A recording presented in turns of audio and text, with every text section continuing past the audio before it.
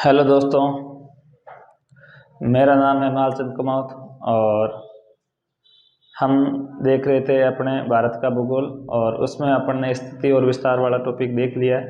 अपन आगे बढ़ेंगे। अपन की 2 क्लासें हो चुकी है, तो अगर आपको स्थिति और विस्तार में समझना है तो पहले आप उसके अक्षांश और देशांतर जरूर समझे। तो अपनी 2 क्लासें उनको आप जरूर देखना। इसके बाद आज अपनी तीसरी क्लास है।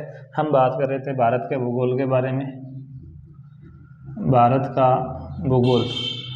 और भारत के भूगोल के दृष्टि से देखा जाए तो ये अपना पहला ही चैप्टर है, जिसको आप बोल सकते हैं भारत की स्थिति और विस्तार। भारत की स्थिति और विस्तार नाम दिया जाता है।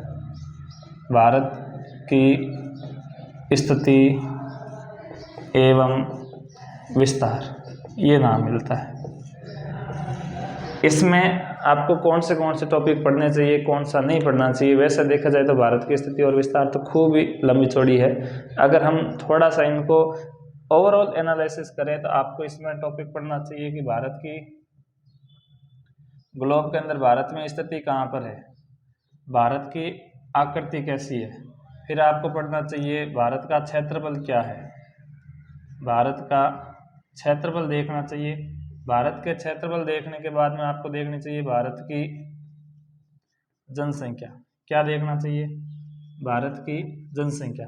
जनसंख्या में कैसे क्या योगदान है, क्षेत्रफल में अपने भारत का क्या योगदान है, ये पूरे विश्व में कितना योगदान रखता है, कितना स्थान रखता है, परसेंटेज में क्या मामला रहता है, ये सब तो बात करेंगे। इनके साथ साथ में हम बात करेंगे भारत से एक रेखा होकर के गुजरती है, उस रेखा का नाम है कर्क रेखा। तो हमें फिर थोड़ी सी जानकारी चाहिए होगी कर्क रेखा के लिए। कर्क रेखा के बाद में हम थोड़ी सी बात करेंगे आपके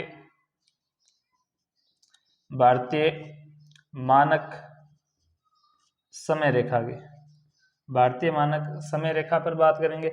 इसके बाद में हमें बात कर लेनी चाहिए आपके भारत की सीमा के बारे में। भारत की सीमा के बारे में हम बात करेंगे। भारत की सीमा के बारे में बात करेंगे तो भारत की सीमा के बाद में हमारे सामने आएंगे भारत के पड़ोसी देश या भारत की जो अंतर्राष्ट्रीय मुद्दे चलते हैं, अंतर्राष्ट्रीय मुद्दों की बात करेंगे और अपने पड़ोसी देशों के साथ जो विवाद चल रहे हैं उनके साथ में इस चैप्टर को समाप्त किया जाएगा। भारत के पड़ोसी देशों के साथ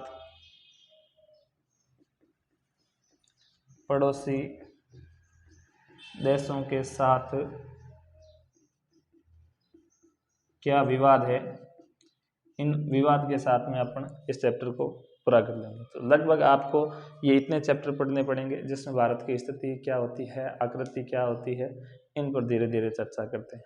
देखो, हमने बात कर रखी है ग्लोब की दृष्टि से। जब हम बात करते हैं कि अगर ये वाली पूरी पृथ्वी है और इस पृथ्वी के अंदर ये वाली जो रेखा होती है, इसको आपने 0 डिग्री अक्षांश बोला था। क्या बोला था? 0 डिग्री अक्षांश बोला था, जिसे आपने नाम दिया था भूमध्य रेखा दिया था नाम। हम कहते हैं कि इसके ऊपर में है उत्तरी ध्रुव और इनके नीचे की साइड में रह जाता है दक्षिणी ध्रुव। कौन सा ध्रुव? दक्षिणी ध्रुव। तो हम कहते हैं कि अगर ये 0 डिग्री है तो इनके उत्तर में ये जो गोलार्ध रहेगा, इसको आपने नाम दिया था। कौन सा गोलार्ध था? ये उत्तरी गोलार्ध नाम था नाम उत्तरी गोलार्ध। और नीचे की तरफ रह जाएगा, इसको आपने कौन सा गोलार्ध नाम दिया था? दक्षिणी गोलार्ध दिया था। अच्छा, ये हम कैसे बांट रहे, ये मैंने आपको मेरे पहले जो क्लास हो चुकी है उसमें खूब बार बताया कि कैसे क्या करेंगे। और उत्तरी ध्रुव को दक्षिणी ध्रुव से मिलाने वाली रेखाएं अक्षांश रेखाएं देशांतर रेखाएं कहलाती है। और जो 0 डिग्री देशांतर होती है, ये अपन के क्या करती है, ये इधर से बांटती है, एक तो पश्चिमी गोलार्ध और एक बांटती है पूर्वी गोलार्ध के अंदर। एक तो है आपके पश्चिमी गोलार्ध और एक ये बांटा जाता है यहाँ से इस साइड में पूर्वी गोलार्ध करके, पूर्वी गोलार्ध। ये हम सारी बातें देख चुके हैं कहाँ पर, जब हमने पढ़ा था आपके अक्षांश और देशांतर। अक्षांश और देशांतर मैंने इनको खूब ही डिटेल में ढंग से बता रखा है, आप वहाँ जाना और ज़रूर इस चीज़ को देखना, तब जाके आपको ये चीज़ें समझ में आएगी। हम बात करते हैं कि इस भूमध्य रेखा के उत्तर में एक रेखा चलती है, इस रेखा का नाम क्या है? 23.5 डिग्री उत्तरी अक्षांश है, इसको हम बोलते हैं कर्क रेखा। हम अपने भारत देश की बात कर रहे थे, तो भारत देश जो है वो इस प्रकार की आकृति में पड़ता है कि ये जो कर्क रेखा है वो भारत को 2 बराबर भागों में बांटती है। ये भारत की कुछ आकृति जो है वो कुछ इस प्रकार से देखने को मिलती है भाई।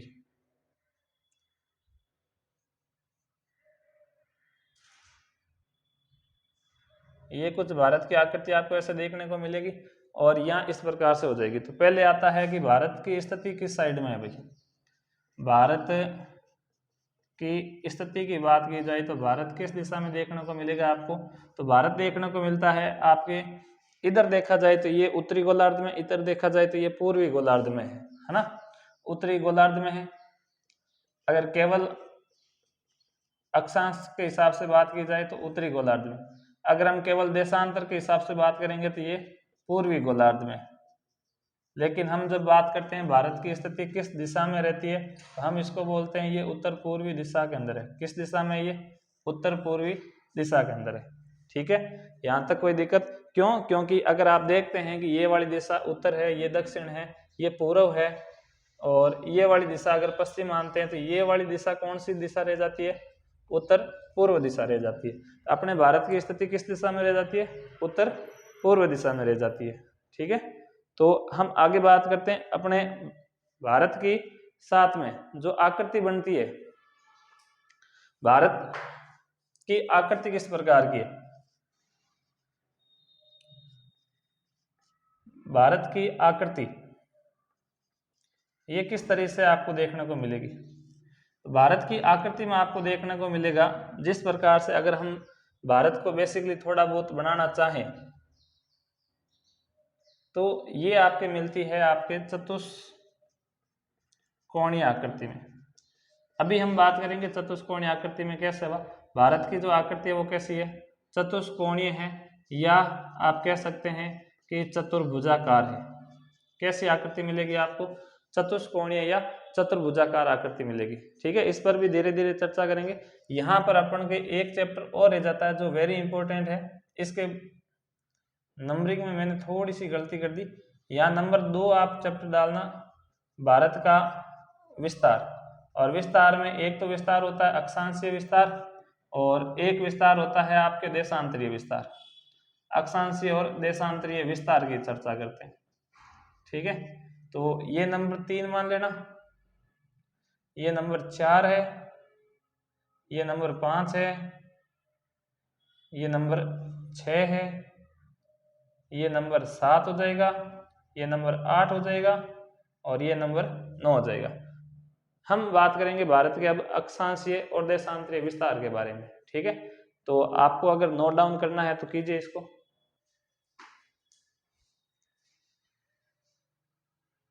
वरना स्क्रीनशॉट ले लीजिए, हम आगे चलते हैं। तो आगे बढ़ते हैं दोस्तों। अपन के नंबर 2 था भारत का अक्षांशीय और देशांतरीय विस्तार। अक्षांशीय एवं देशांतरीय विस्तार ये अपन पढ़ रहे थे। इसमें अगर थोड़ी सी बात की जाए कि भारत में अक्षांशीय विस्तार कहाँ से कहाँ तक होता है, देशांतरीय विस्तार कहाँ से कहाँ तक होगा, ये वाली चर्चाएं थोड़ी ठीक की जाती है। तो इसमें आपको ये दिखाया जाता है कि ये जो भारत है ये आपके उत्तरतम बिंदु क्या होगा, भारत का यहाँ दक्षिणतम बिंदु क्या होना चाहिए, या भारत का यहाँ पर एकदम दक्षिणतम बिंदु क्या हो सकता है, इनका पश्चिमतम बिंदु क्या होगा, ये वाला जो है ये पश्चिमतम बिंदु क्या हो सकता है, इनमें खूब चर्चाएं की गई है। ठीक है, तो यहाँ और यहाँ इनकी खूब सारी बातें चलती है भैया अपने यहाँ। तो थोड़ी सी बात की जाए तो भारत का अक्षांशीय विस्तार शुरू होता है 8 डिग्री 4 मिनट उत्तरी अक्षांश। भारत का अक्षांशीय विस्तार शुरू कहाँ से होता है? 8 डिग्री 4 मिनट उत्तरी अक्षांश से लेकर के 37 डिग्री 6 मिनट उत्तरी अक्षांश तक होता है। हालांकि ये जो है वो केवल और केवल स्थल भारत है। कौन सा भारत है? स्थल भारत है, इसकी भूमि एक है। अगर हम बात करें कि संपूर्ण भारत का अक्षांश विस्तार कहाँ से शुरू होता है, तो ये होता है ग्रेट निकोबार से। यहाँ है आपके 6 डिग्री 45 मिनट उत्तरी अक्षांश, 6 डिग्री 45 मिनट उत्तरी अक्षांश। यहाँ से आपके संपूर्ण भारत का अक्षांश विस्तार शुरू होता है और उत्तर में सेम ही है, 37 डिग्री 6 मिनट तक जाता है। ये भारत का अक्षांश विस्तार है। भारत के अगर देशांतरीय विस्तार की बात की जाए तो ये कहाँ से कहाँ तक होता है? 68 डिग्री 7 मिनट पूर्वी देशांतर से 97 डिग्री 25 मिनट, 97 डिग्री 25 मिनट पूर्वी देशांतर तक जाता है भारत का अक्षांश विस्तार। देखो भारत में अक्षांश विस्तार में थोड़ी सी ये है कि संपूर्ण भारत का अलग होगा, स्थल भारत का अलग होगा। संपूर्ण भारत के लिए बोलते हैं कि ये 6 डिग्री 45 मिनट से लेकर के 37 डिग्री 6 मिनट तक जाता है, और वरना हम स्थल भारत से लेते हैं तो ये 8 डिग्री 4 मिनट से लेकर के 37 डिग्री 6 मिनट तक जाता है। अगर हम बात करें देशांतरीय विस्तार की तो ये 68 डिग्री 7 मिनट पूर्वी देशांतर से जाता है और 97 डिग्री 25 मिनट पूर्वी देशांतर तक होता है। अगर हम थोड़ा सा इनमें बात करें कि भारत का उत्तरतम बिंदु कौन सा होता है, भारत का ये जो उत्तरतम बिंदु है इसका नाम है इंदिरा कोल। क्या नाम है? इंदिरा कोल नाम है भाई। और ये इंदिरा कोल अपने कहाँ पड़ता है? ये जम्मू कश्मीर में पड़ता है। हालांकि ये जम्मू कश्मीर में अब पड़ता था, पहले की अगर हिसाब से देखा जाए तो ये जम्मू कश्मीर वाला इलाका है और ये वाला जो क्षेत्र है वो जम्मू कश्मीर लद्दाख से टच होता है। हालांकि ये पूरा का पूरा क्षेत्र जो है वो पीओ के शरण में ही आता है, तो आप मान लेना कि ये जम्मू एंड कश्मीर के अंदर है। ठीक है, अपन के स्थल भाग की बात की जाए तो भी ये जम्मू एंड कश्मीर में आएगा। अगर हम बात करें कि भारत का दक्षिणतम बिंदु कौन सा है, तो यहाँ बात करते हैं तो भारत का दक्षिणतम बिंदु है इंदिरा पॉइंट। इंदिरा पॉइंट, ये इंदिरा पॉइंट किस द्वीप पर पड़ता है? यहाँ लास्ट एक द्वीप पड़ता है जिसको बोलते हैं ग्रेट निकोबार। कौन सा निकोबार? ग्रेट निकोबार या महान निकोबार पर एक द्वीप पड़ता है जिसको बोलते हैं इंदिरा पॉइंट। तो भारत का उत्तरतम बिंदु तो है इंदिरा कोल और भारत का दक्षिणतम बिंदु कौन सा होगा? इंदिरा पॉइंट होगा। ये दोनों नाम एक जैसे लग रहे हैं ना आपको? इसका लगने का कारण भी है कि अपने भारत की एक प्रधानमंत्री हुई थी इंदिरा गांधी, है ना? उनके मरणोपरांत उनकी याद में भारत सरकार ने उनको याद रखने के लिए भारत की 4 महत्वपूर्ण जगहों का नाम जो है वो उनके नाम पर रख दिया गया था। तो भारत के उत्तरतम बिंदु को नाम इंदिरा कोल और भारत के दक्षिणतम बिंदु का नाम इंदिरा पॉइंट रख दिया था। ठीक है, वैसे यहाँ पर एक सबसे बड़ी मानव निर्मित नहर आती है जिसका नाम पहले केवल नरेगा था, राजस्थान नहर था, और अब जो है इसका नाम इंदिरा गांधी नहर रखा गया। तो एक तो ये नाम है, एक यहाँ पर कोई द्वीप बताया जाता है जो इंदिरा गांधी के नाम पर रख दिया गया है। ऐसे करके महत्वपूर्ण 4 जगहों पर नाम रखे गए कि इधर वाली जो नहर है इसका नहर क्या नाम रखा गया था? इंदिरा गांधी नहर।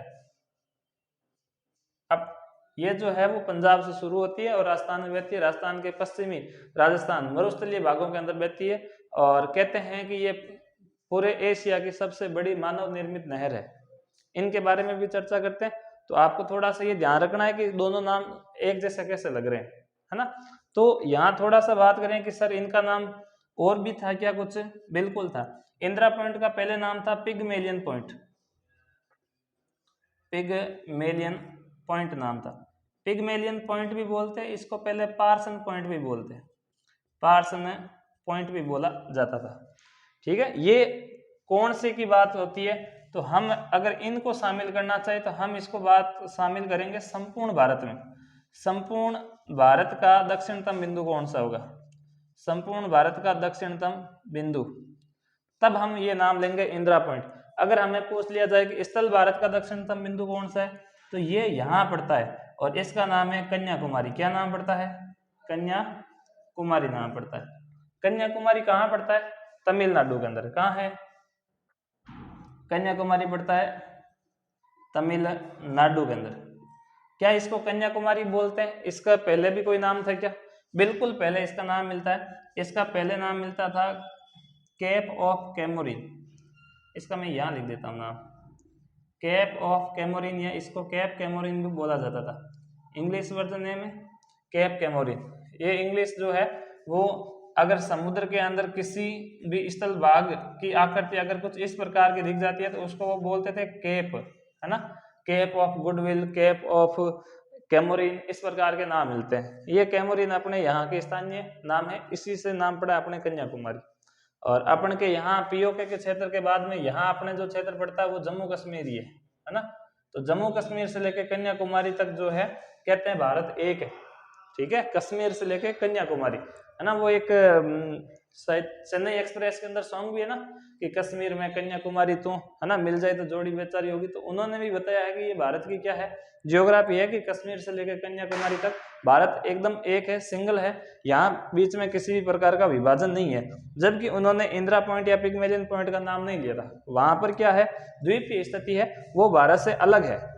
ये भारत के द्वीप अधिकार क्षेत्र में आते हैं। इन द्वीपों के नाम है अंडमान निकोबार द्वीप, अंडमान और निकोबार द्वीप नाम आता है। वैसे इधर भी एक द्वीप पड़ते हैं, उनका नाम था इधर लक्षद्वीप। इनको भारत के केंद्र शासित प्रदेश के रूप में शामिल किया जाता है। लेकिन अब आपको पता रहना चाहिए कि उत्तरतम बिंदु कौन सा है, और आपके पता रहना चाहिए कि दक्षिणतम में ये तो है संपूर्ण भारत का दक्षिणतम।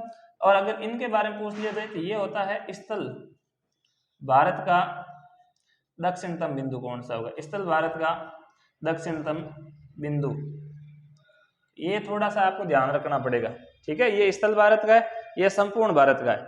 हम बात करते हैं अगर पूर्वोत्तर भारत की या पश्चिमतम भाग की बात की जाए कि भारत का पश्चिमतम बिंदु क्या कहलाता है, तो भारत के पश्चिमतम बिंदु का नाम मिलता है गोहर माता, गोहर माता नाम मिलता है, गोहर माता, सरक्रिक गुजरात के अंदर जगह पड़ती है। सरक्रिक जिला है, गौर माता एक स्थानीय नाम है, ये कोई मंदिर का नाम है ना कोई देवी का नाम है। अगर आप इसका ओरिजिनल नाम देखना चाहोगे तो इसका ओरिजिनल नाम होता है गुहर मोती। क्या नाम होता है, गुहर मोती, गुहर मोती, सरक्रिक गुजरात में पड़ता है। और अपन के यहाँ पूर्व भारत का पूर्वीतम बिंदु का नाम मिलता है, तो इसका नाम मिलता है बलागु केबितु, बलांगो केबितु या केबियतु नाम मिलता है। और ये है आपके अरुणाचल प्रदेश के अंदर, अरुणाचल प्रदेश के अंदर बात होती है ना। तो ये इस प्रकार से है, अपन को ध्यान रखना है। मैं देखो एक बार फिर से रिपीट कर देता हूँ कि मैंने क्या क्या नाम लिया है। हम बात कर रहे थे कि भारत का दक्षिणतम, भारत के हम अक्षांशीय और देशांतरीय विस्तार की बात करें, पहले अक्षांशीय विस्तार की बात करते हैं। तो भारत का जो स्थल भारत है उसका अक्षांशीय विस्तार शुरू होता है 8 डिग्री 4 मिनट से। कहाँ से, 8 डिग्री 4 मिनट से, और कहाँ तक जाता है, 37 डिग्री 6 मिनट उत्तरी अक्षांश तक जाता है, ठीक है। और हम अगर विस्तार की बात करें, या एक यहाँ और लिखा गया अंडमान निकोबार द्वीप समूह, जो कहाँ पड़ता है, ग्रेट निकोबार पर पड़ता है। इनका जो अक्षांशीय विस्तार है वो 6 डिग्री 45 मिनट से शुरू होता है। कहाँ से, 6 डिग्री 45 मिनट से शुरू होता है, और ये 8 डिग्री 4 मिनट से शुरू होता है। इसमें हमने कह रहे हैं कि ये जो है वो इस कन्याकुमारी से भी नीचे का मान है काफी, है ना। तो हमने इसको कहा था कि ये संपूर्ण भारत का दक्षिणतम बिंदु है, और हम ये कह रहे हैं कि ये जुड़ा हुआ भाग है, तो हम कह रहे हैं स्थल भारत का ये दक्षिणतम बिंदु है, ठीक है। तो ये थोड़ा ध्यान रखना, ये अंडमान निकोबार पर पड़ता है, इंदिरा पॉइंट, है ना। तो यहाँ ऊपर तक रह जाता है। यहाँ देशांतरीय विस्तार की बात की जाए तो ये पड़ता है आपके 68 डिग्री 7 मिनट पूर्वी देशांतर से 97 डिग्री 25 मिनट पूर्वी देशांतर तक। हम अगर बात करें इनके उच्चतम बिंदुओं की कि भारत का उत्तरतम बिंदु क्या कहलाता है, तो भारत का ये जो उत्तरतम बिंदु है ये तो कहलाता है इंदिरा कोल, उत्तरतम बिंदु ये तो कहलाता है इंदिरा कोल। और भारत का ये जो दक्षिणतम है वो संपूर्ण दक्षिणतम तो अलग है, स्थल भारत का दक्षिणतम बिंदु अलग है। स्थल भारत का तो है कन्याकुमारी या कैप ऑफ कैमोरिन, और संपूर्ण भारत का दक्षिणतम बिंदु पड़ता है आपके इंदिरा पॉइंट या पिग्मेलियन पॉइंट, या इसी का एक और नाम मिलता है पार्सन पॉइंट, ठीक है। अगर हम बात करें कि उत्तर में तो इंदिरा कोल ठीक है, हम बात करते हैं पश्चिमतम बिंदु की कि पश्चिमतम बिंदु क्या रहा था आपके, तो पश्चिमतम बिंदु पड़ता है गोहर माता या गोहर मोती नाम मिलता है इसका, ये पड़ता है सरक्रिक गुजरात के अंदर, ठीक है। यहाँ से लेकर के यहाँ तक चलते हैं तो यहाँ पूर्वोत्तम भाग की बात करें, या हम बात करें कि इनके ये पूर्वोत्तर या पूर्वोत्तम या पूर्वी बिंदु कौन सा होगा, तो इसका नाम मिलता है ये बलांगू केबितु, है ना। ये पड़ता है अरुणाचल प्रदेश के अंदर पड़ता है, ये थोड़ा ध्यान रखना था। अगर हम बात करें थोड़ा सा और कि भारत का या भारत की लंबाई कितनी है भाई, भारत की उत्तर से दक्षिण लंबाई कितनी रहती है, भारत की पूर्व से पश्चिम वाली लंबाई कितनी रहती है। तो भारत की उत्तर से दक्षिण, पहले इस लंबाई की बात कर रहे हैं अपन, तो ये कन्याकुमारी तक की बात की जाती है ना। तो इनके बारे में हम कहते हैं कि ये जो लंबाई है, ये लंबाई है आपके 3214 किलोमीटर। ये है आपके भारत की क्या लंबाई। अगर आपसे पूछ ली जाए कि भारत की चौड़ाई कितनी है, यहां से लेकर के यहां इस सरकरी तक की बात की जाती है,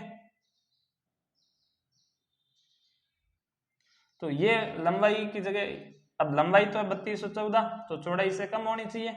ये है आपके 2933 किलोमीटर, ये भारत की कहलाती है चौड़ाई। तो भारत की लंबाई और चौड़ाई कितनी है वो पता चल गई आपको, भारत की लंबाई और चौड़ाई की बात कर ली, ठीक है। क्या हम थोड़ा इसी में और बात कर सकते हैं, मैं इसमें कर्क रेखा वाली बात करना चाहूंगा। अगर हम कर्क रेखा की बात करते हैं तो ये कर्क रेखा यहां से इस प्रकार से बढ़ती है,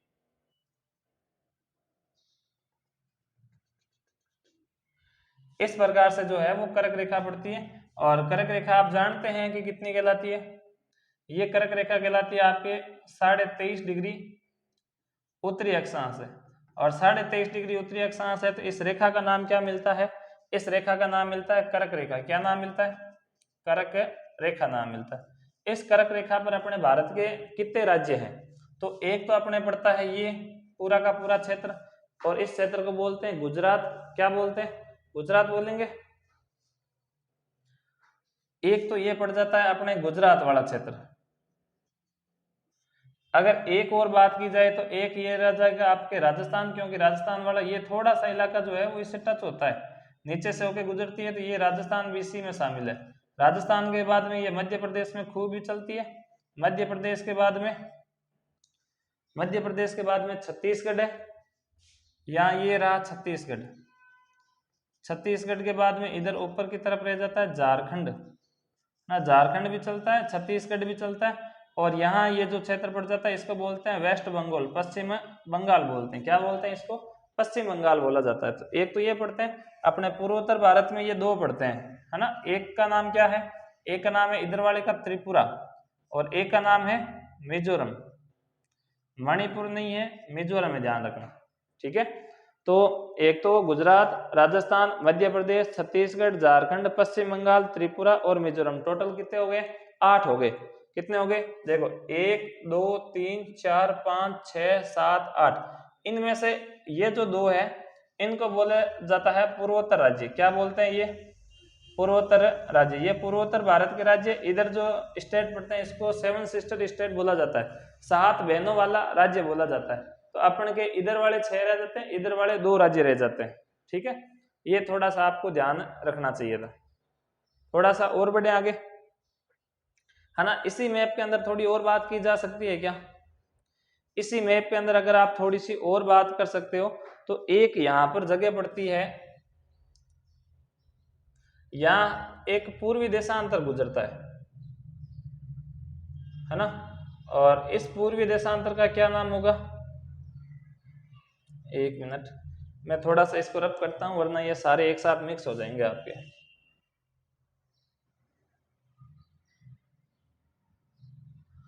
अपन के यहां से एक रेखा गुजरती है जिसको आप बोलते हो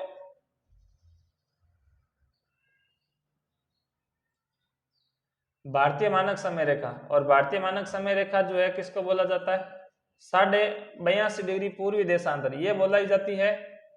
इसको बोलते हैं भारतीय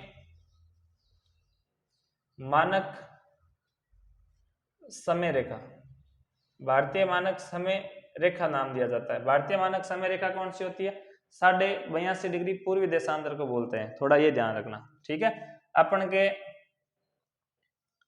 यहाँ एक जगह पड़ती है उत्तर प्रदेश के अंदर कि अगर आपसे पूछा जाए कि ये कितने राज्यों से होकर गुजरती है, तो एक इधर जगह पड़ती है जिसको बोलते हैं उत्तर प्रदेश या यूपी, एक यहाँ जगह पड़ती है जिसको बोलते हैं ये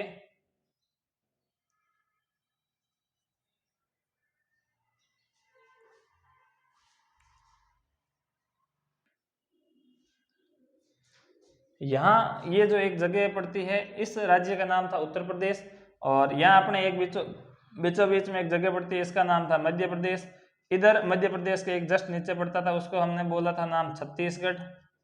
छत्तीसगढ़ के बाद में इधर एक पड़ता है जगह, उसका नाम था उड़ीसा। उड़ीसा के बाद में एक जस्ट नीचे इस प्रकार से एक तंदूरे की आकृति में बना हुआ है, उसका नाम बोलते हैं आंध्र प्रदेश। आपको थोड़ा सा ये मैप से ध्यान में रखना चाहिए कि कौन सा क्या मान है, कैसे मान है। कि 82.5 डिग्री पूर्वी देशांतर कुछ इस प्रकार से गुजरता है, जो यूपी, एमपी, छत्तीसगढ़, उड़ीसा और आंध्र प्रदेश से होकर गुजरता है। ये पश्चिम बंगाल से और झारखंड से नहीं गुजरता, थोड़ा ये ध्यान रखना था, ठीक है। हालांकि मैंने एक ही मैप के अंदर आपको 2-3 पॉइंट और करवा दिए थे। अक्षांशीय और देशांतरीय विस्तार के साथ साथ मैंने उच्चतम बिंदु करवा दी, उच्चतम बिंदु के साथ मैंने फिर ये लंबाई चौड़ाई करवा दी, उसके बाद में मैंने एक कर्क रेखा वाली करवा दी, उसके बाद में भारतीय मानक समय रेखा करवा दी थी। अगर किसी को लिखना हो, नोट डाउन करना हो, तो आप इसको समझने के लिए स्क्रीनशॉट ले सकते हैं, वरना थोड़ा आगे बढ़ते हैं। भाई इनको थोड़ा सा स्टैंडर्ड फॉर्म में लिखते हैं। आगे बढ़ते हैं दोस्तों, ठीक है। अभी अपन ने बात की थी अक्षांशीय और देशांतरीय विस्तार की। अगर हम कर्क रेखा की बात करना चाहें तो कर्क रेखा किसको बोला जाता है? कर्क रेखा बोला जाता है 23.5 डिग्री उत्तरी अक्षांश को बोला जाता है। इनकी क्या विशेषता है? ये स्थल भारत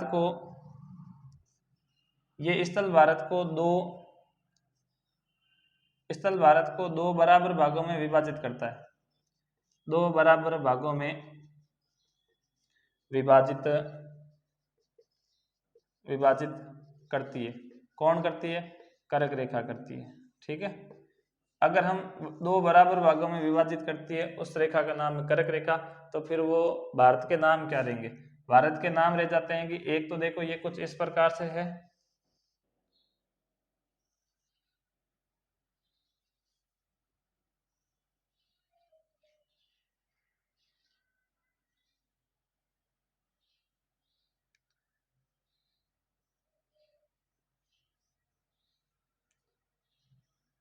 ये थोड़ा मैप जैसे बने, उसको समझने के पर्पज से बना रहा हूँ मैं, तो थोड़ा ये से मत कर देना कि सर मैप नहीं बनाना आया या मैप सही नहीं बना, तो वो थोड़ा अपने हिसाब से चेक करना, ठीक है।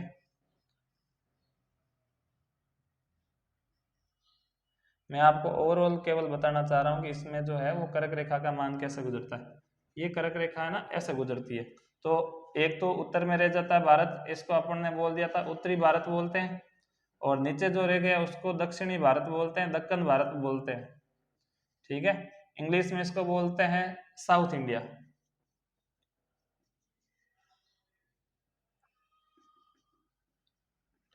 और इधर को बोला जाता है नॉर्थ इंडिया, ठीक है।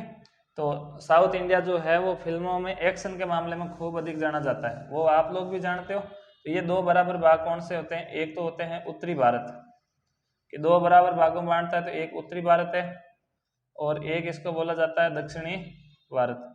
दक्षिणी भारत को दक्कन भारत भी बोलते हैं, ठीक है। ये है आपके नॉर्थ इंडिया,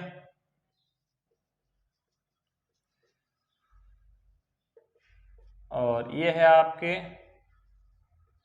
साउथ इंडिया, ठीक है। ये दो बराबर भागों में बांटते हैं। कौन सी रेखा बांटती है? ये बांटती है आपके कर्क रेखा। फिर अगर आपसे पूछा जाए कि ये कर्क रेखा जो है ये कितने राज्यों से होकर गुजरती है, अगर इन कर्क रेखा की बात की जाए तो ये भारत के कितने राज्यों से होकर गुजरती है? ये भारत के 8 राज्यों से होकर गुजरती है। कितने राज्यों से? 8 राज्यों से होकर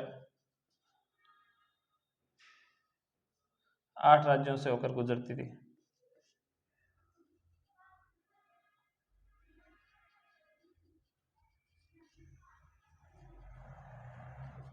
गुजरती है। 8 राज्य कौन से? तो देखो, एक राज्य का नाम पड़ता है आपके गुजरात, सबसे पहला राज्य अपन मानते हैं गुजरात। उसके बाद में नंबर 2 पर आता है राजस्थान, नंबर 3 पर आएगा आपके कौन सा, नंबर 3 पर आएगा आपके मध्य प्रदेश, नंबर 4 पर आता है आपके छत्तीसगढ़, नंबर 5 पर आ जाएगा आपके झारखंड, नंबर 6 पर आ जाएगा आपके पश्चिम बंगाल, और नंबर 7 पर आ जाएगा आपके त्रिपुरा और मिजोरम।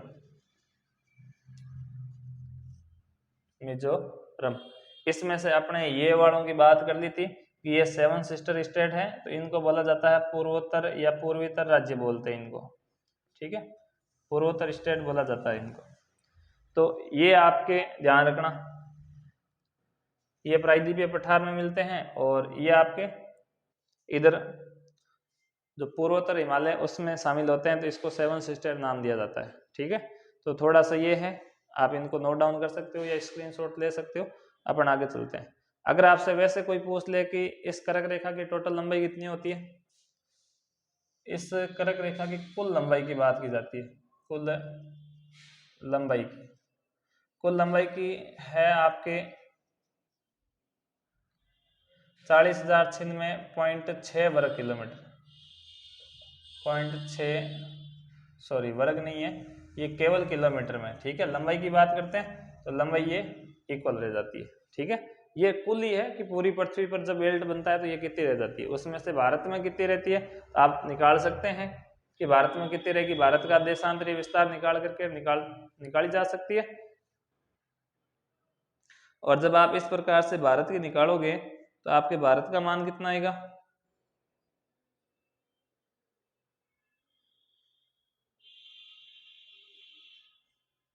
भारत की अगर देखो थोड़ी सी बात की जाए तो भारत लगभग जो है वो आपके 29 पूर्वी देशांतरों के अंदर फैला हुआ है ना। और फिर हम कहते हैं कि इनको आप क्या कर लेना, मल्टीप्लाई कर लेना कि एक देशांतर को पार करने में 4 मिनट लगते हैं, तो ये 26,085 किलोमीटर के अंदर अपने भारत में लंबाई है। ये भी कुल लंबाई है, एग्जैक्ट मान थोड़ा आगे पीछे भी हो सकता है पॉइंटों में। ये इस प्रकार से ये कर्क रेखा की बात थी, आप इसको नोट डाउन कर ले, फिर आगे चलते हैं। कर लिया होगा नोट डाउन, वीडियो पॉज करके भी कर सकते हैं आप, ठीक है।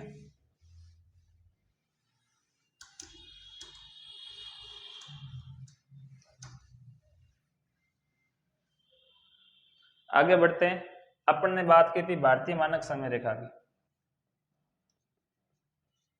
भारतीय मानक समय रेखा।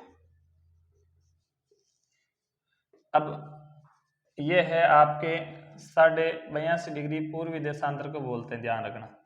ये जो है वो किस प्रकार से चलते हैं, अगर हम बात करें, हालांकि अपन ने बात कर ली है, आपसे ज्यादातर यही क्वेश्चन पूछा जाए कि भारतीय मानक समय रेखा कौन सी होती है, तो ये 82.5 डिग्री पूर्वी देशांतर है, ध्यान में रखना है।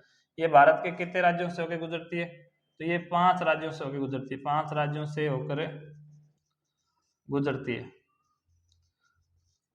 5 स्टेट कौन से हैं, तो हम कहते हैं एक तो है नंबर 1 पर तो है उत्तर प्रदेश, जिसको आप बोल रहे थे यूपी। एक नंबर 2 पर है आपके मध्य प्रदेश, जिसको आप बोल रहे थे एमपी। नंबर 3 पर है आपके छत्तीसगढ़। नंबर 4 पर है आपके उड़ीसा, और नंबर 5 पर है आंध्र प्रदेश, ठीक है।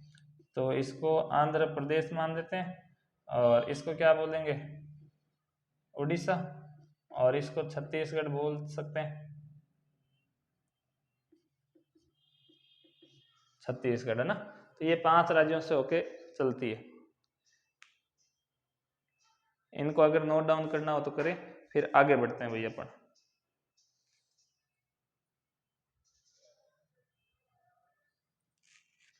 एक ये भी है कि भारतीय मानक समय रेखा जो है वो 82.5 डिग्री पूर्वी देशांतर, यही क्यों ली गई? अच्छा, इससे बड़ी बात है कि भारतीय मानक समय रेखा का निर्धारण जो है वो कैसे किया गया था। अगर हम टाइम जोन के हिसाब से देखें तो अपने भारत के अंदर भी 2 रेखाएं होनी चाहिए थी, लेकिन हमने इसको एक ही रेखा कैसे बना लिया? तो हम कहते हैं कि ये अपने जब भारत की बात करते हैं ना,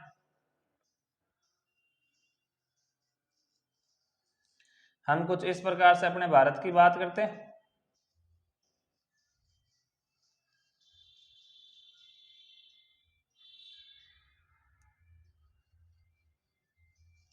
तो हम जब इनको देखते हैं तो अपने यहाँ से लेकर के यहाँ तक लगभग जो है वो 29.5 डिग्री देशांतर, या लगभग हम बात करते हैं कि 30 डिग्री देशांतर ही होते हैं। और हमने जब अक्षांश और देशांतर पढ़ा था तो हमने कहा था कि आपके 1 घंटे के अंदर जो है वो 15 देशांतर होते हैं, 15 देशांतर पार की जा सकती है। और इसी से सभी देशों ने अपने अपने समय का क्या कर लिया था, निर्धारण कर लिया था। इस हिसाब से भारत के पास में तो 2 टाइम जोन होने चाहिए थे कि भाई इधर वाले के लिए तो अलग कर दें, आप इधर वाले के लिए अलग कर दें, इधर वालों के लिए अलग कर दें। लेकिन भारत वालों ने ये दिमाग लगाया कि अगर हम अलग कर देते हैं तो अपने के इकोनॉमिक सर्वे 2 हो जाएंगे और हमें लागत खूब होगी। तो भारत वालों ने कहा कि हम इनके क्या कर लेते हैं, मीडिएटर यूज कर लेते हैं। तो पूरे भारत का इन्होंने मध्यमान निकाला था और फिर उस रेखा का निर्धारण किया गया था। ये जो निर्धारण है वो नैनी प्रयाग से किया गया था। नैनी प्रयाग एक जगह पड़ती है लखनऊ के पास में, लखनऊ की एक जगह है यूपी, यहां से इस रेखा का निर्धारण किया गया था। तो अगर आपसे कोई क्वेश्चन पूछ ले कि भारतीय मानक समय रेखा का निर्धारण कहां से किया गया था, वो किया गया था नैनी प्रयाग से। ठीक है, और नैनी प्रयाग जो है वो लखनऊ के पास में पड़ती है या लखनऊ में ही है, यूपी में पड़ता है। ठीक है, नैनी प्रयाग से इसका निर्धारण किया गया। और इसीलिए अपन देखते हैं कि इधर वाले भारत की और इधर वाले भारत की लंबाई एक हो जाने के कारण भारत वालों ने कहा कि हम इसी से क्या करेंगे, अपने भारतीय मानक समय की रेखा का निर्धारण करेंगे, ताकि इधर जाएंगे तो भी अपने एक घड़ी बनी रहे, इधर जाएंगे तो भी एक घड़ी बनी रहे। इसलिए पूरे भारत के अंदर अपन के टाइम जोन जो है वो एक ही टाइम जोन बनाया गया। वरना अपने क्षेत्र को देखते हैं तो कम से कम 2 टाइम जोन की रिक्वायरमेंट थी। ठीक है, तो ये कुछ इस प्रकार से मान है। लेकिन इसके बाद हम बात करते हैं क्षेत्रफल की और जनसंख्या की।